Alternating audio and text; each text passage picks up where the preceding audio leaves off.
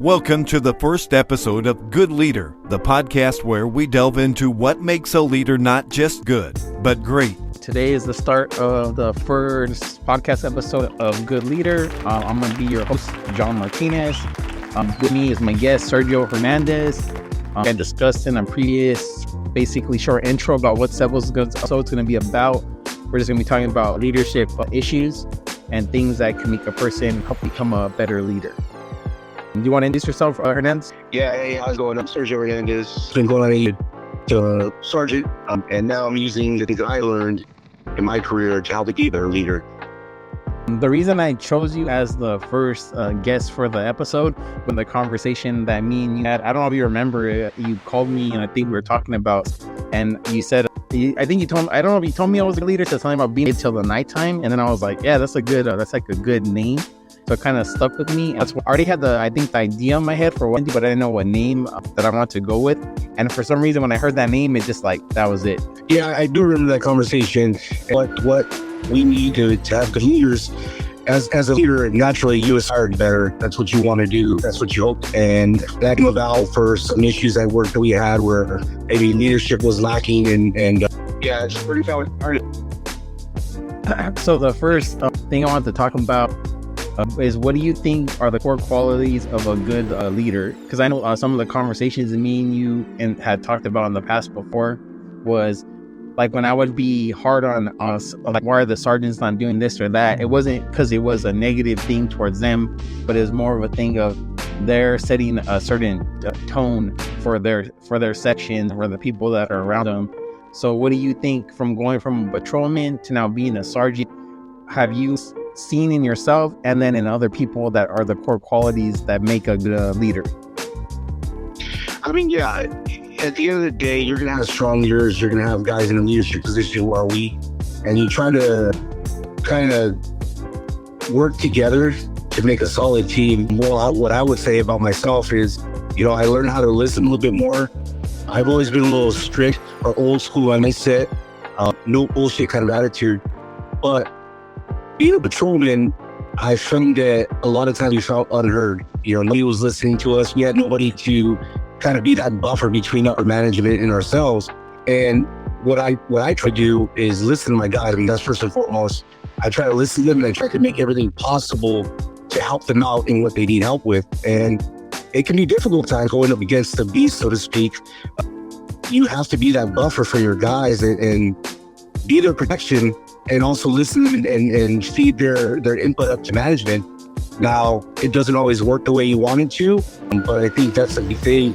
Also, be able to kind of take what you've learned from afar. What do you think, what were qualities in your previous, that when you were a patrolman and your sergeants that you liked and you didn't like? And what do you think are your strong areas in being a sergeant? What do you think are your areas that you need to improve in? And the reason I'll call them really weak areas, because I think everyone has areas that we need to improve in. So that's what I'm kind of saying. What do you think things that you're like habits, like, I'm gonna do this, I'm a sergeant, that you do now, and you're like, well, I didn't like when I was on the receiving end of them doing good, and I'm not gonna do that. Well, what I did think about good sergeants was that they were able to listen to us and follow through. I think that's one of the bigger things, is that you can listen to your guys all day long, but at the end of the day, if you don't follow through with them, you're gonna lose them. It's almost like a relationship. You can't be telling somebody something and not follow through, because it ends up making things worse. But as far as bad sergeants, I mean, it's difficult to work for someone who is in a leadership position who's not a leader, and you have that a lot. At the end of the day, your job as a sergeant, in my opinion, is to be there for your guys and protect your guys. That's what you're there for. I've worked for sergeants who were kind of more so in the upper management side of thinking, where it was like, hey, let's fuck our guys over and see what we can do to make it difficult for them, rather than say, hey, let's make it easier. Let's make it better for these guys that want to come to work. One of the worst things you can do is have someone who doesn't want to come to work every day. And we've been through the ups and downs of that. And just as well as I do, we've been through different regimes, so to speak, where you didn't want to come to work because dealing with certain leaders, it was not a good situation. It wasn't a good environment to be in. Now, as far as myself, one of my strong points, I think, is that I'm able to fight for my guys. And at the same time saying that, I think it's a double-edged sword because I get myself in trouble. And I tell my guys all the time, if you are doing right and you're not fucking up, I will do everything I can with my power to fight for you. If that means me getting in trouble, then so be it. But I think the biggest problem with that is that now I'm feeling like someone who is not really getting along with upper management. And it kind of, I guess, lessens the power I have to kind of communicate with upper management, because they look at me now as, oh, this guy's just going to bring me fucking trouble. The problem is that I'm just there for my guys. That's all I care about, man, is making sure that my guys are comfortable and doing a job. And as long as they respect me, I'm cool with that, right? You can't make everybody do what you want them to do. But I think as a good leader, they're going to follow you. Good leadership, people will follow you and they'll do what you ask them to do. And not to get too long-winded in this, but I can tell you from personal experience, I've had guys who have been known as salty patrolmen that have been there for years who buck up against management, even their sergeants. And these same people, when I ask them to do something, when I ask them for assistance, they have no problem helping me out because they know that I'm trying to be that good leader that everybody wants. Yeah, no, I understand that. And I think the conversation, I think me and you have had before was, I think, like you said, it's you want to protect your guys. I think from the leadership standpoint, what I try to, I think I've told you this before also, was sometimes it's making sure you get all the backs before you go up to back room. Because I think there's been a couple times, I know what you're saying about the kind of losing the kind of your reputation when you go up to bat for guys, and then you find out other parts of the story, and it's kind of like, if I would have known that, then I probably wouldn't have fought so hard about it. You know what I mean? Type of thing. Exactly. Yeah, exactly. And I had that happen to me recently, where my guys kind of made a mistake. I didn't know all that. They weren't forthcoming with all the information. It happens, And I went up to bat for them, and it was later shown that they kind of fucked up, and I had to eat that shit sandwich, And I wasn't mad at them, but I told them, hey, look, I can't back you up if you're not giving me the whole story. I can't go up for you, and then you make me look like shit, And understood. They got it. Sometimes guys are not really, they don't remember everything that happens, or maybe they're afraid of telling the whole story. But, that's one of the I guess the downside of it is you're going to have to eat that shit sandwich every once in a while. That's part of the job. Yeah, and I see both sides of that. I understand it's like you want to protect your guys, and sometimes you're not going to have the whole story because they're not going to tell you everything. But also on your end, from being on the shift leadership standpoint, you want to be able to defend your guys, because you, at least to me, I looked at it a lot of times, even with you guys or the lieutenants or whoever, kind of lessen the blow maybe that we're going to get. You know what I mean? Because sometimes I will get the overall person and say, hey, this is a one-time mistake, rather than, hey, they're continually making mistakes. And I think there's a big difference between someone who's continually making mistakes and someone who every once in a while messes up, because at the end of the day, we're all human and we're all gonna make mistakes. You know what I mean? Like, that's 100%. 100%. We all have bad days, man. I mean, we're not all perfect, and even myself, I have bad days. Sometimes something may have screwed you up earlier in the day or earlier in the week, and it's hard, but sometimes we need to work with you, even though we try not to. But you have bad days, and who your good guys are, who your fuck ups are. I mean, it's just, that's part of the job. You know who's who, and you try, even though if a person's a fuck up and they're legitimately not wrong in this, you still have to back them up. It's part of what you do.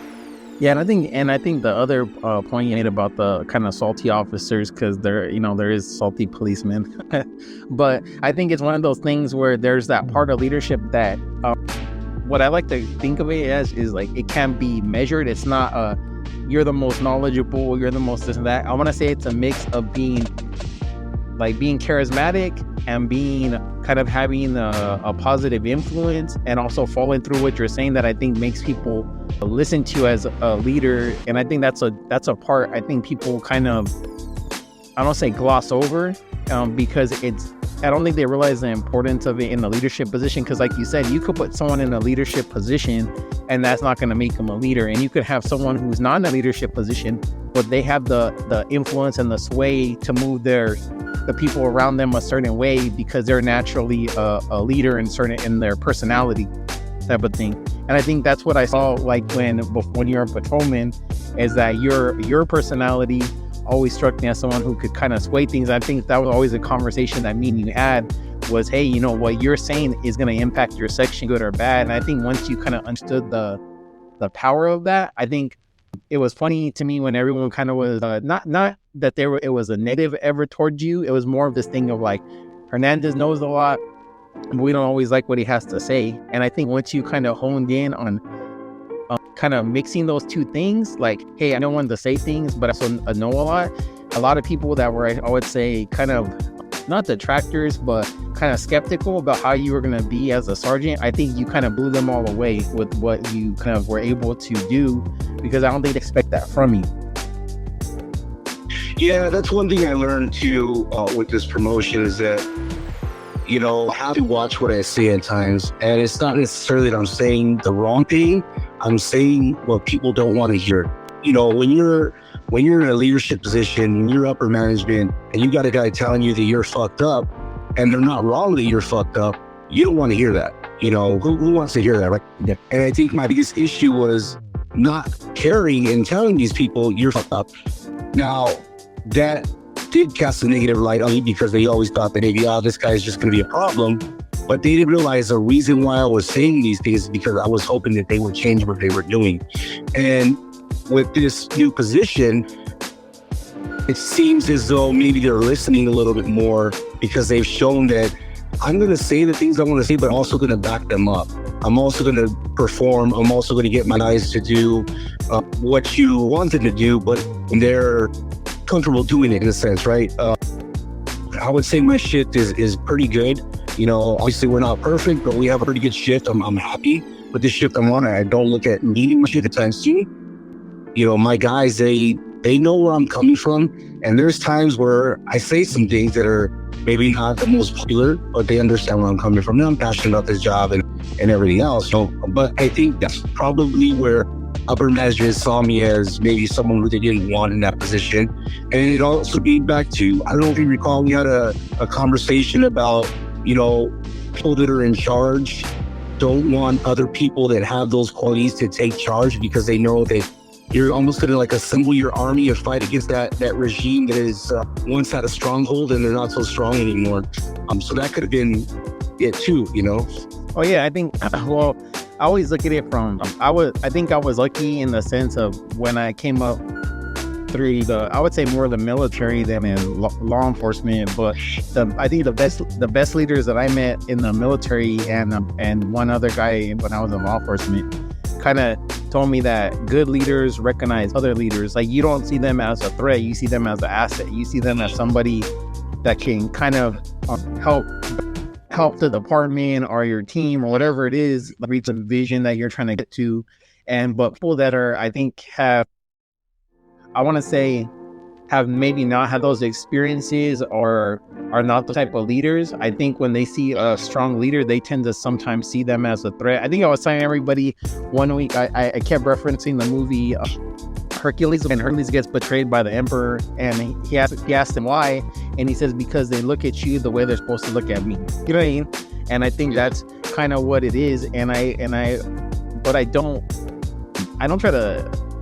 Yeah, it's a weird thing in that sense, because I've never understood that, why people don't want to bring up other people under them, because at the end of the day, you're not going to be there forever. Like, nobody's, you know, going to sit in there, you know, sit where they're at forever. They shouldn't want to, and they should want people around them that can, you know, pick up the ball if it gets dropped, and they're there to do it. And I think that's kind of I think the whole point of this whole kind of podcast is to get people to understand, like, hey, everyone could be a good leader, and having a lot of people in leadership positions that are strong and positive and pushing in direction, it doesn't hurt you, it makes you better. Because like you said, when you're having a bad day, that person could pick up the slack or pick you up, rather than looking at like, hey, Hernandez is doing good and that's going to make me look bad, so I better keep him down. You know what I mean? Yeah, exactly.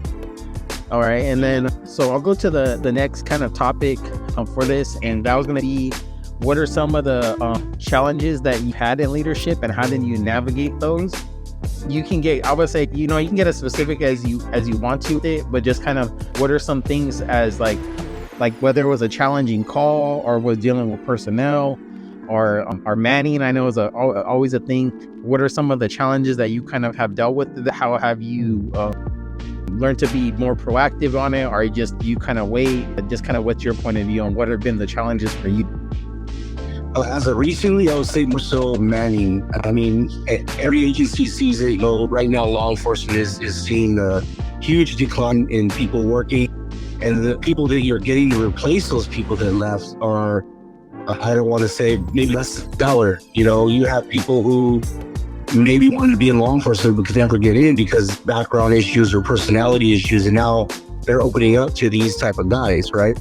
Now, going back in the manning issues, I think the hardest part about manning is that you're dealing with management who work a 9 to 5, Monday through Friday, and they don't understand that if you're shorthanded or someone calls in sick or someone's on leave or something or other, you can't really fill that spot up, or we have to kind of overwork our guys. Guys are going to more calls or covering more duties than they normally would. And the people in leadership don't understand it. They don't see that. They just see it as like, well, overtime is getting too much, or I don't know where you're going to get these bodies from. They don't see it from where we see it because they're kind of taking it in their high rises, so to speak. They're not on the lower level. They're not dealing with the things that we deal with. So in trying to get bodies or good hires or the people we need for overtime, it can be a battle at times because they just don't understand what we're going through in that particular time, and it's tough right now. Trying to get bodies right now is difficult. Quality people is difficult. So we're dealing with what we're having to deal with from our level, and we're pretty much the ones trying to figure out how we're going to make it work. No, I get what in saying that, I think there's just a huge disconnect from upper management to us. No, I believe that, and I mean that's one of those things. I would say there's a couple points that come with that, and I think one is this I took from another. It was some military leadership podcast, but the guy kind of said, there's always that attitude of a leader need to lead from the front, right? And I kind of see. I would say yes and no. In that sense, I would say yes in what you're talking about. Like, you need to be around your shift enough, around the guys on the ground. I would say, the term is always like boots on the ground, the guys in section, days or nights, to know what's going on, to know what their concerns are. But also, you need to be in the back playing your position to give them resources that they need, whether that be manning or whatever. And I think a lot of them are doing the one role. They're in the back saying, hey, what they need, but they don't really understand maybe how desperately they actually need it. You know what I mean? Like, because they're not going with you guys and saying, hey, let me go to the section and let me see what's going on. And I think that has a lot to do with human nature, because I think they don't want to walk into a section where they know they've never shown their face and realize they're going to probably be met with some level of hostility because everyone's like, who's this guy? Yeah. Type of thing. But they kind of create that environment for themselves by, I would say it's complacency. That's at least what I kind of saw in that sense, is there's a tendency to be like, hey, this week I'm busy, so I'll get to it next week. And then next week they're busy again. And pretty soon it's been months down the road and you haven't seen anyone from the sections in months. And at that point, you lose that buy-in with them, like you said, to kind of listen to you and to respect your opinion and know that you have their best interests at heart. And I think that's kind of where that comes from. And they just, it's kind of it's a leadership thing of kind of being self-aware on all different levels of, hey, what do my guys need? And I need to take time out of my day, regardless of how busy it is, to go see what they need. Because I don't think they realize maybe how much it actually means to them. You know what I mean? To do that. And that's something I learned, I try to make myself available to my guys whenever they need. I work nights, but I'm around the building on the day. Sometimes I do some day shift overtime, and I guess I'm like a workaholic. But I try to see the new hires and I meet them. I introduce myself. Tell them that they're going to drop in my shift. Let me know what they need. And I try to learn from what we didn't have with past leaders, showing up, walking around the place like they're like there's somebody and we don't even know who they are. So I kind of use that to to help me in trying to be a better leader and just letting these guys know who I am, and I don't expect these guys to walk up and down the halls and tell me good morning, Sergeant, good afternoon, Sergeant. It's nice, but I don't expect them to, man. Look, at the end of the day, I still somewhat see myself as a patrolman because that's where my heart will always be. But I like the position I'm in, and I take things that I saw from bad leaders to kind of help me out. So I'm glad you brought that up because that's a big issue. And hear from a lot of my guys is like, I don't even know who this guy is. Like, he hasn't even introduced himself. That's a big thing. It's a lot to people, and they don't realize that.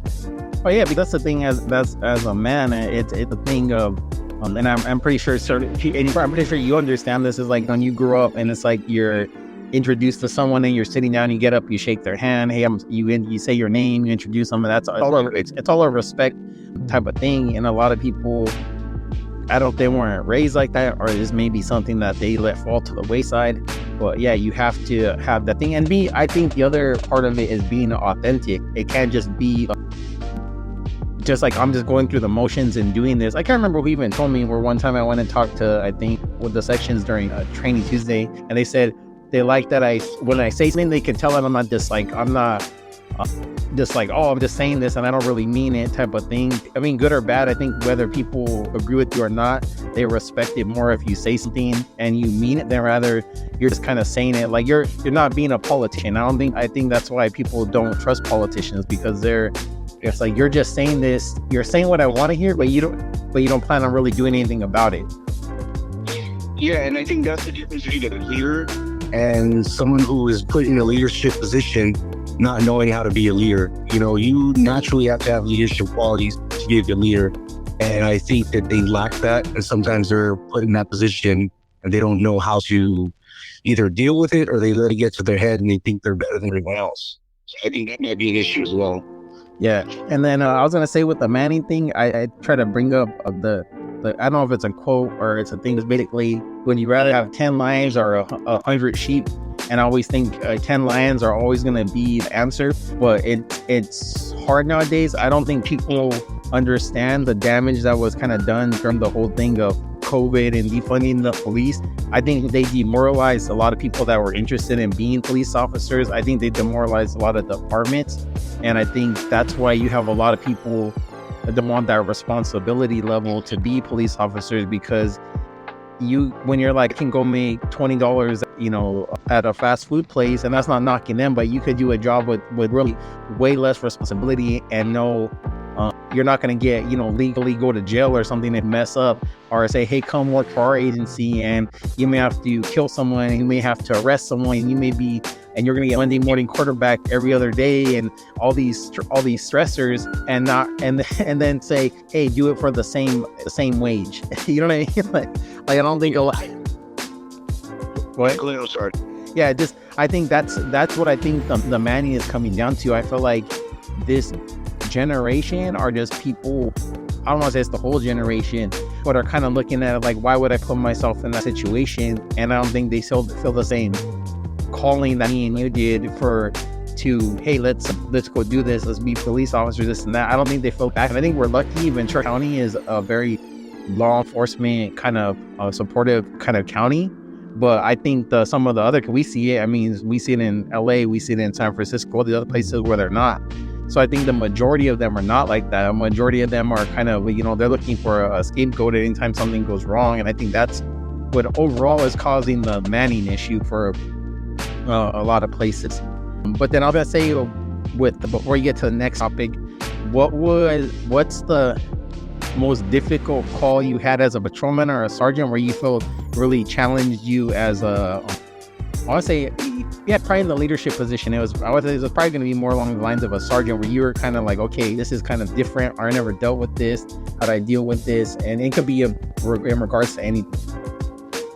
I think the hardest part now is going on a call with people who don't have the experience or to handle said call, dealing with people who are young. We're bringing younger people into law enforcement now than we did in the past.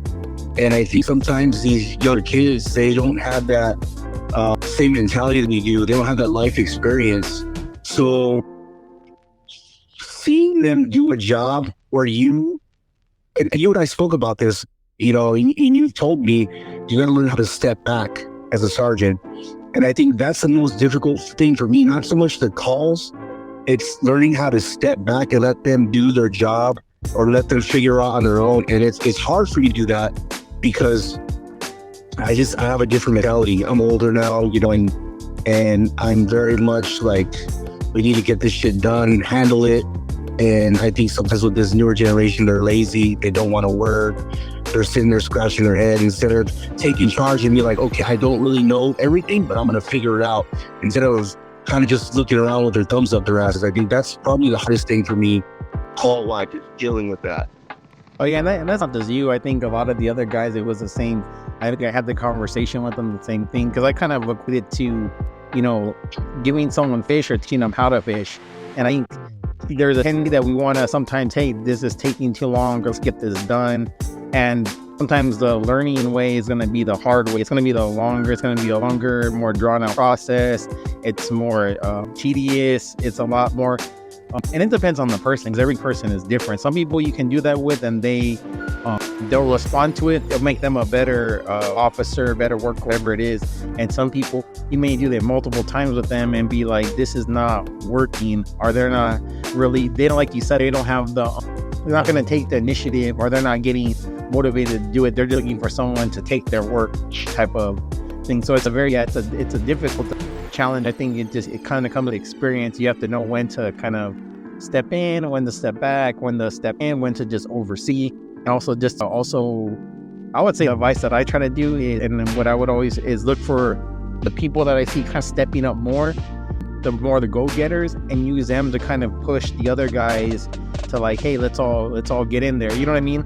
Like you kind of see that, and I think that sometimes helps set the tone, because I think when you're in a shift of like, if it's 10 guys and you have 8 hard workers, it's going to be very hard for the 2 not doing stuff to just sit there and be lazy, because the other 2, they're getting pushed by just the motivation of the group, like in a good way, in a bad way, with kind of pressure. I think it makes them have positive peer pressure. Yeah. It's kind of hard working. Yeah, if you're a winning team, I don't think anyone wants to sit there and say, hey, I want to be the weakest link out of this team. I don't think that's a natural thing. So I think people tend to step up when you do stuff like that. I've seen that. I've seen that. I've had shifts that I have some good workhorses, some my bird dogs that go out and look at stuff. And what it does is starts making other people like, hey, shit, I like the way that sounds. I want to do it too. On the flip side of that, I've had shifts where guys are kind of lazy, and then they look around and say, well, nobody else is working, why should I? In a sense that the proactivity, I love proactivity. I tell guys every day, man, be proactive. But I noticed that there's some guys that just don't want to be, and then it bleeds on and it kind of taints the rest of the shift. Yeah, and that's where I think it comes with the being that leadership position. That's why I always think the sergeant position is an important position, because if you're like that middle ground between the lieutenants, there's a sergeant, there's a patrolman, and this is where you can learn things in different places. I remember when I worked in the jails, and it was a guy who was in the ADSEG. He told me, I control my environment, you don't control it. And that's kind of honestly the way I looked at it every time I was in a section or in the department, was like, I don't really care what anyone else is doing. This is like my vision, and this is what I'm going to push. And I'm going to get the people that are like me. We're going to push this, and we'll change the thing. And I think you can be successful in a way, but you just have to have the right people, because ultimately it's hard to just one person. You have to like find the other, I want to say the kind of the lights in the dark, you know what I mean? That are kind of like trying to do the same thing. And that's what I kind of looked at it with like you and some of the other guys who were like, hey, I can tell like you're wanting to change. You're getting, the frustration is usually not out of anger. It's usually because you want things to be better. You know what I mean? So it's kind of and that's where you have to look for those people and then kind of, help them kind of like rise up. And that, like you said, instead of rising up and saying, I think this guy's going to be a threat, you're like, hey, I need this guy to bring along the guys that he's with. Let's get on the same page, or at least kind of come to an understanding, and we can all, move in the direction that we all want to go to. And I think that's kind of what a lot of that comes from. My next thing I was going to ask you, what are some of the tips that you would have for aspiring leaders? Like what are what's a leadership philosophy for you? Do you see yourself as a mentor? Do you have a mentor? And what are some things that you would like to learn or self-improvement strategies? And obviously I can repeat those to you if you have any. I would say, don't take no for an answer for management. Don't take no for an answer. Keep pushing. If you feel that you're right and you feel that you have something of value, keep pushing. Bring facts behind it. Bring the stats behind what you're trying to do.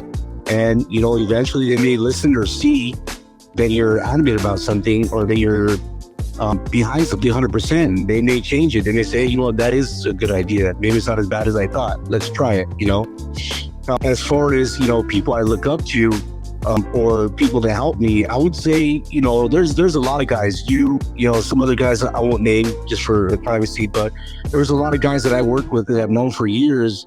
And I try to take a little bit of everyone to help myself build the ultimate me, so to speak. We have guys that we worked for. I liked that they had, there's one guy in particular who I used to joke around and call the people sergeant. He was very well liked by the patrolmen, and I learned a lot from him because, he always used to tell me, soften up your image a little bit. You're too hard. And I took that to heart, and I did learn the things that I liked about him that were on the softer end, and I kind of rolled it into myself. So when I made sergeant, I said, hey, I'm going to start trying to get these qualities to, maybe not be so aggressive or so hard, and show these guys that, I'm not a hard ass 100% of the time. So I think those people helped me be who I am today. And the last question was, I'm sorry, I didn't get that one. Well, it's actually two parts. It's the mentorship. Do you see yourself kind of as a mentor, as being a mentor?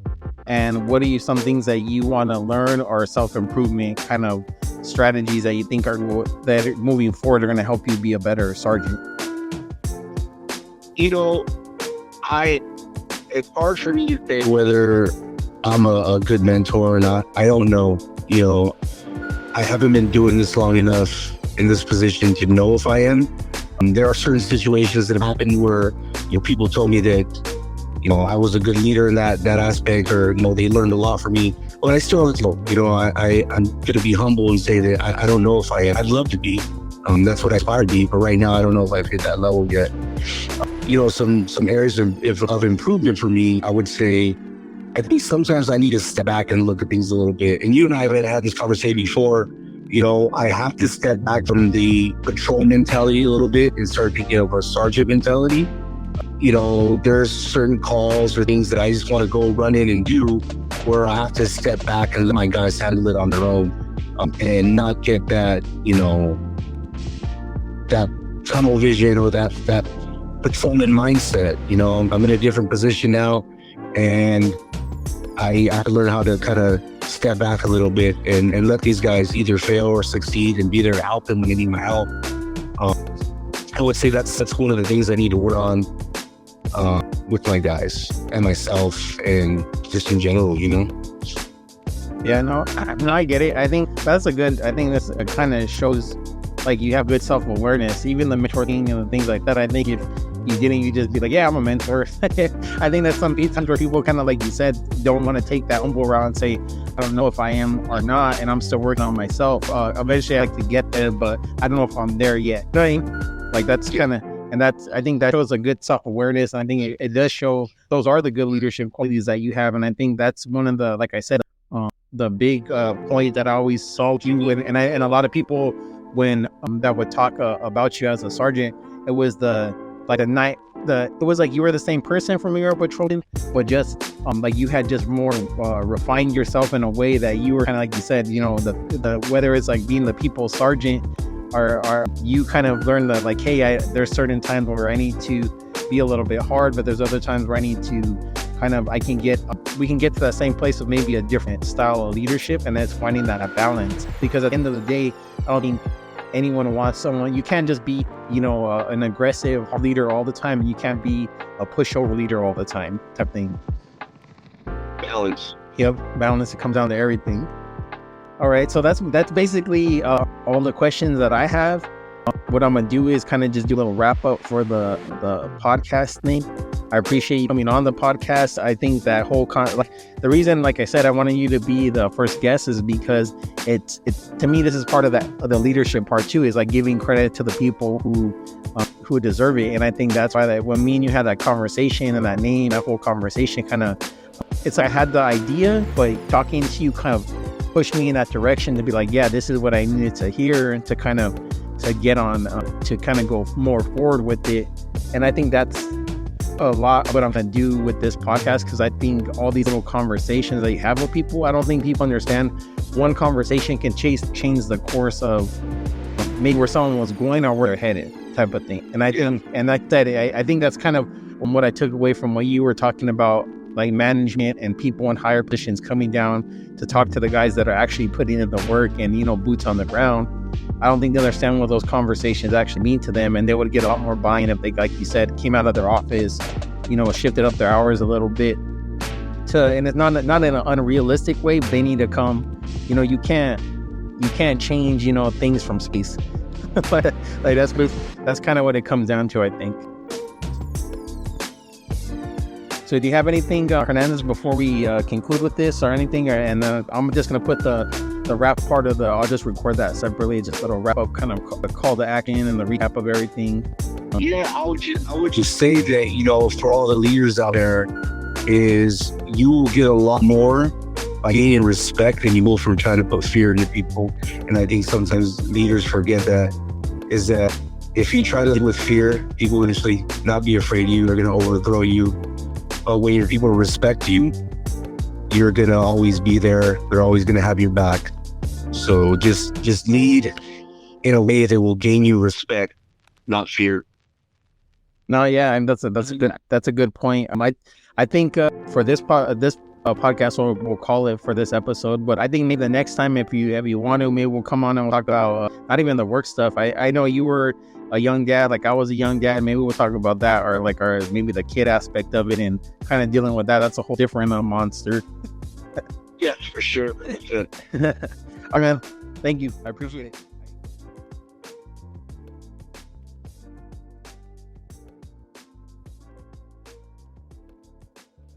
Thank you for tuning in for today's episode. Remember, hard work pays off. Dreams come true. Bad times don't last. Good leaders do.